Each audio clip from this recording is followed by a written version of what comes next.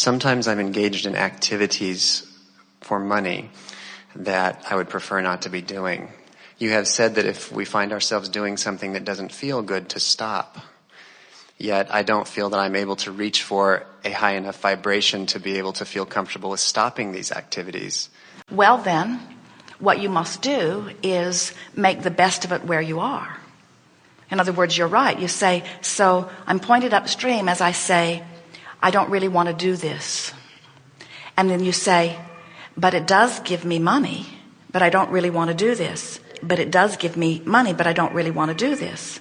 And then you say, how do I know what's the appropriate thing to do? I don't really want to do this, but it does bring me money. And we say, now find some way of standing where you are, not trying to take action to change the circumstance. Jerry and Esther had an enlightening experience just recently. The car that they tow behind the monster bus has a drive shaft disconnect. They pull a lever and it disconnects the drive shaft so that the transmission and everything flows freely while they tow it. And then once they unhook it from the bus, they re-engage that. And it has not been re-engaging easily. There's something out of alignment. So Jerry can always get it in, but it's required him crawling under and sort of physically, visually lining things up and pounding them into place. So they were towing from San Francisco to San Diego, and Jerry was thinking about the unhooking and the re-engaging process. And he said to Esther, we'll put it in a place where I can easily get under it. And Esther said, since we're not there yet, so we're not faced with it not re-engaging, and you're not crawling under it yet, since we haven't come to that reality yet, maybe we can envision it differently. And it was sort of startling to her. She felt this relief in the thought of that. What she was saying is, since my future hasn't happened yet, I can envision it how I want it. And in envisioning a future, which is easier to believe than a now reality, it can be purer in my vibration, which means my future envisioning is my excuse for releasing my resistance right now. And in releasing my resistance right now, I begin going with the flow. Don't you think that's interesting? So anyway, they got to San Diego and Jerry crawled under the car and banged it into place. But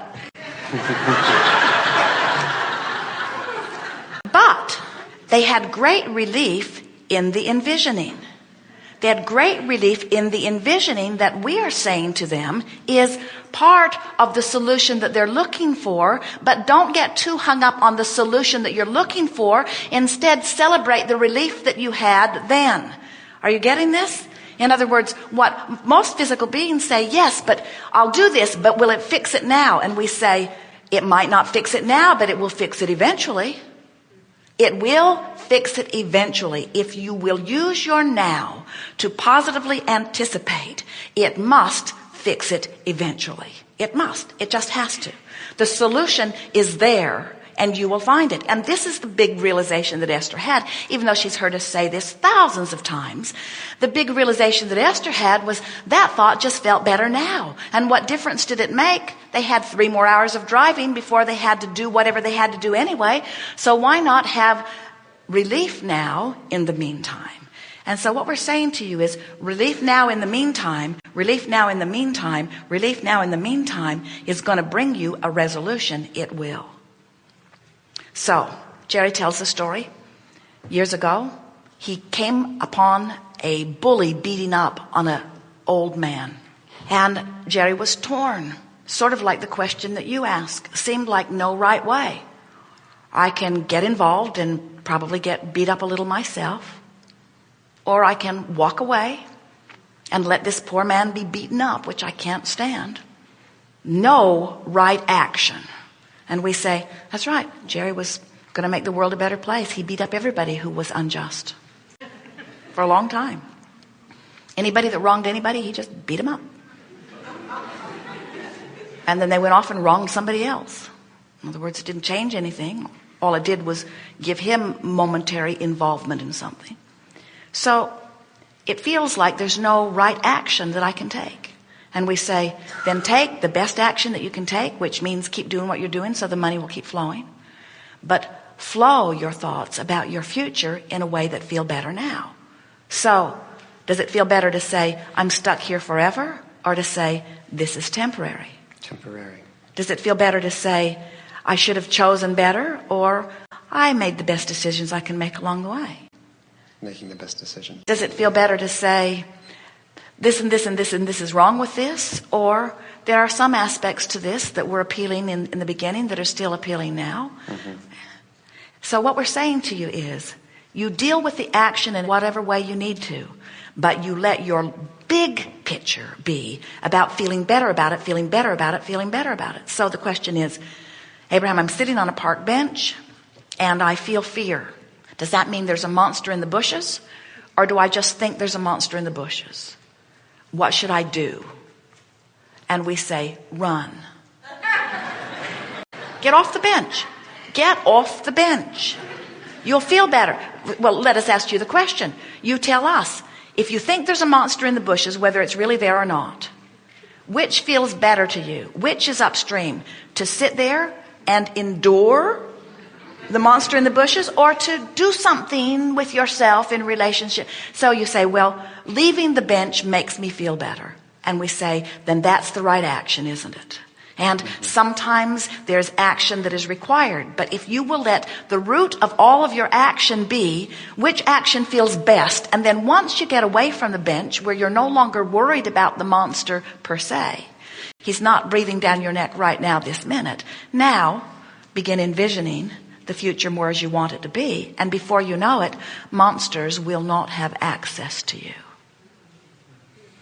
They'll zig while you're zagging.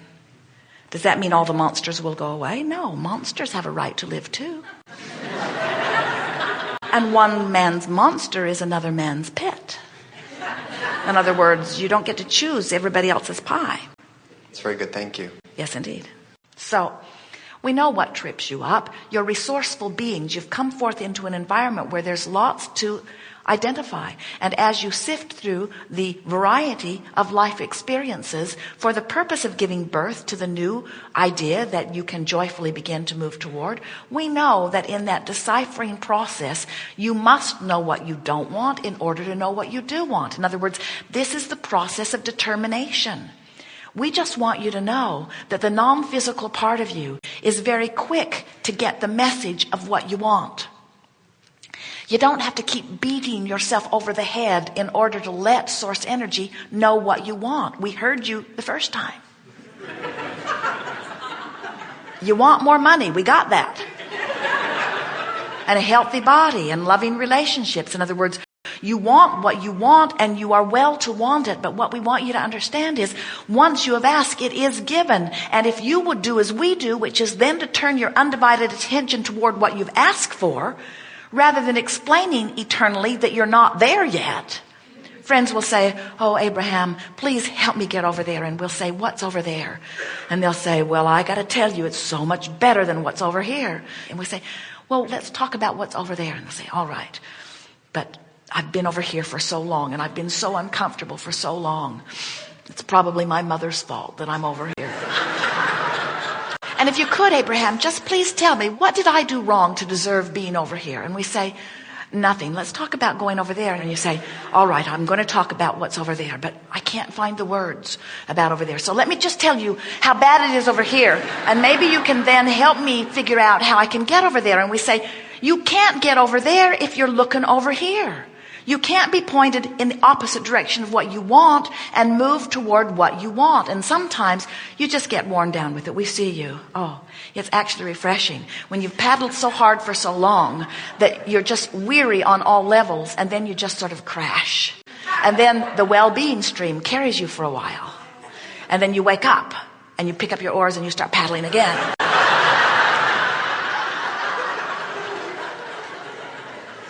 We would like to find ways of helping you to understand that you are born to go with the flow. And when you don't, no matter what your excuse, you are not being who you are, and you will never feel good unless you let go of those resistant oars and allow yourself to begin going with the flow. That's an important point, this going with the flow thing. And the reason that we belabor it so is because we love you so much, you have no choice. You have no choice. Do you know? Do you know that you can paddle upstream your whole life, make yourself miserable for one reason or another, and when you croak, you're going to go with the flow. So the name of this seminar is Pre-Croaking Going with the Flow. It's being who I really am now, or as soon as I can get there. So as you listen to us, and we've been spewing processes for a very long time. Some of you have been attempting to do them all, bless your hearts. And what we're really wanting to say to you is that every process that we've ever offered, and there are many and many more coming, every process is with one thing in mind: to help you to release a little more resistance so that the natural stream will carry you. We understand so well the nature of who you are and the promise of your inheritance. And we are just eager for you to get to it now, today. But your inheritance isn't about the money, although that's there too. It isn't about the physical conditions or the manifestations, although all of that is there for you, and we want it all for you.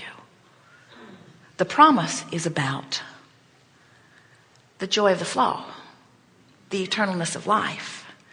You didn't come into this experience to figure out where to go and get there. You came for the joyful experience of going.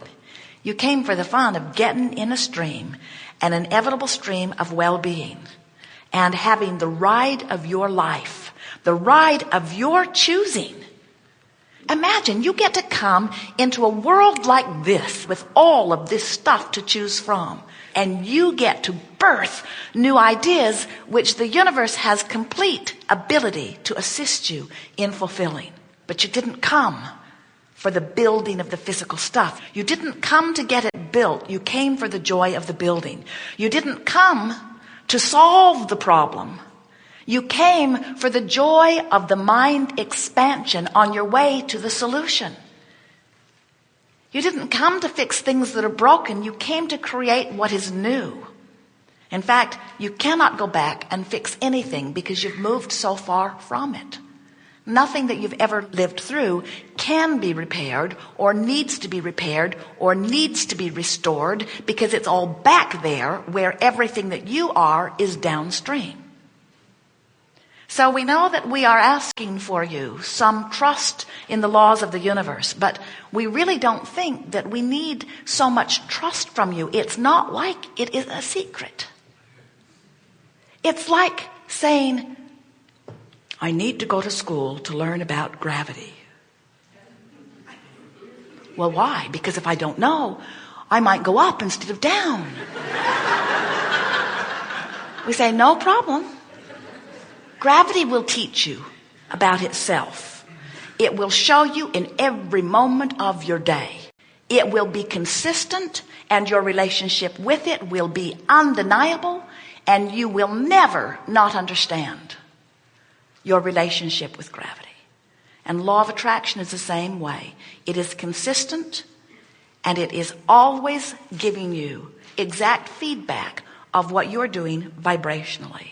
As Jerry and Esther are traveling from Phoenix to San Diego, they know the way. They never get lost. They never get out there in the desert, about halfway Yuma, and get disoriented in their dissatisfaction that they're not all the way to San Diego. Because that journey is quantifiable. They get it.